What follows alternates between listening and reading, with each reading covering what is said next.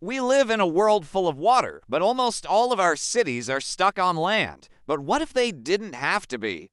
What if some of the biggest cities in the world just floated on the water instead? Well, today we're gonna find out. Welcome to my channel. And today we're answering the great what if question. What if cities floated? Now, there's two ways we can go with this. Either we can create new floating cities, or we can take existing cities and plunk them into the ocean. Let's start with the first option, floating cities. But before we do that, let me tell you about our sponsor for today's video, Masterworks. And a new industry is now making it possible for everyday people like you and me to invest in contemporary art. Masterworks buys, authenticates, and then sells multi-million-dollar contemporary art. When iconic artists like Banksy, Picasso, and Monet are put up for sale, Masterworks offers their members a chance to invest. And if the artwork sells for a profit, those profits are distributed to their investors. Since its launch in 2021, Masterworks has returned over 35 net annualized returns to investors and has paid out over $100 million to investors. The first floating city would actually be the first floating country.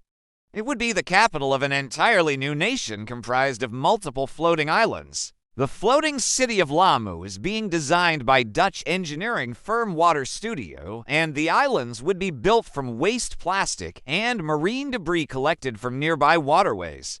The largest island would be 1,000 meters long and 500 meters wide and would feature homes, shops, farms, schools, and even parking lots.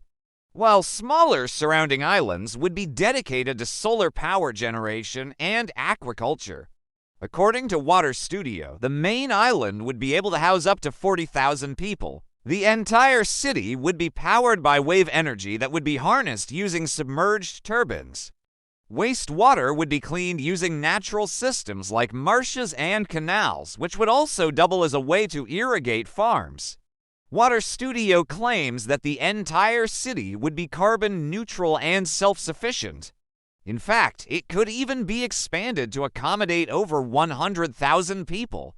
Of course, all of this is just on paper right now.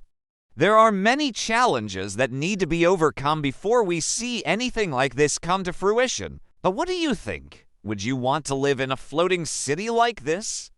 Let us stick with the futuristic approach for one more second, because this next floating city is straight out of science fiction.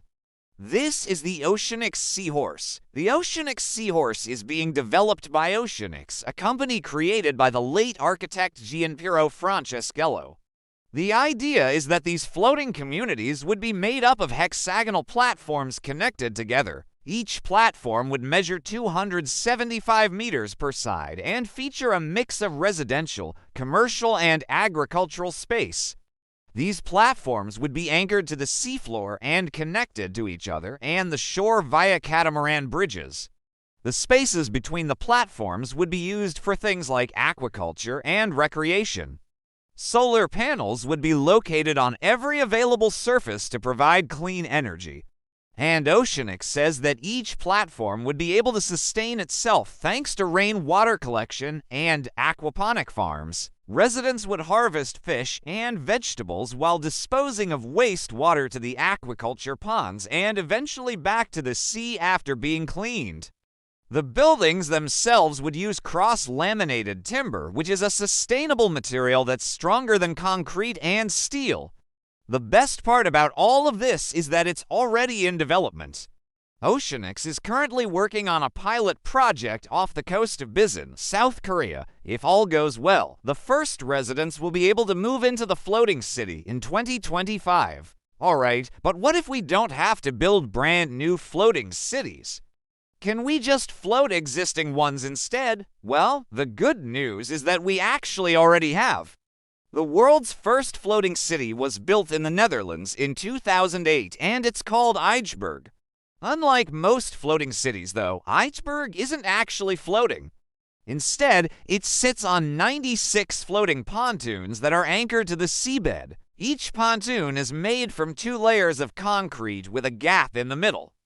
This gap allows boats to pass underneath the floating foundations. Above the pontoons, there's a layer of insulating material followed by a layer of soil, grass, and asphalt. The idea was to create a flood-proof neighborhood that could withstand rising water levels, and so far it's worked. Aberg is home to around 26,000 people and features things like parks, playgrounds, apartment complexes, and single-family homes. All of the buildings are designed to be resistant to flooding, and the streets are elevated to prevent water damage. So, if flooding were to occur, the residents of Aberg would simply walk to higher ground. But future plans call for raising the entire city 3 meters. Now, while Aalborg is technically successful, it's not exactly a shining example of smart urban planning. Most of the buildings are bland apartment complexes with little character. But what if a city had been built on floating platforms from the start? Well, that's exactly what the Floating City project proposes. This concept was designed by Vincent Caillebotte Architectures, and it would see an entire city lifted off the ground and plopped into the Mediterranean. The city would consist of 6 concentric circles connected by bridges. Each ring would have different uses. The outermost ring would feature large structures for things like hotels, convention centers, offices, and shopping malls. The next ring would have medium-sized buildings like apartment complexes and schools. Then we'd have the green ring, which would be dedicated to agriculture. The 4th ring would feature sports facilities, golf courses, and other recreational amenities. The 5th ring would be reserved for residential housing, and the innermost ring would be a central park. The entire city would be powered by wind and solar energy, and the buildings would feature things like green roofs, rainwater harvesting, and greywater recycling. Of course, this is nothing more than a concept right now, but it's still fun to think about.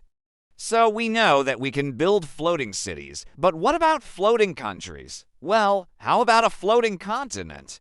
A man named Christian Kirpik has a plan to construct an entire continent that could be used to house up to 50,000 people. The continent would be built from recycled plastic waste, and it would feature everything needed to sustain life, including food production, energy generation, water purification, and waste management. According to Kegel, the continent would be self-sustaining and self-governing, allowing it to function independently of any existing country. The continent would be large enough to support a variety of climates, allowing it to support rainforests, grasslands, and deserts. Now, obviously, something like this would require a lot of resources, but it would also generate a lot of jobs.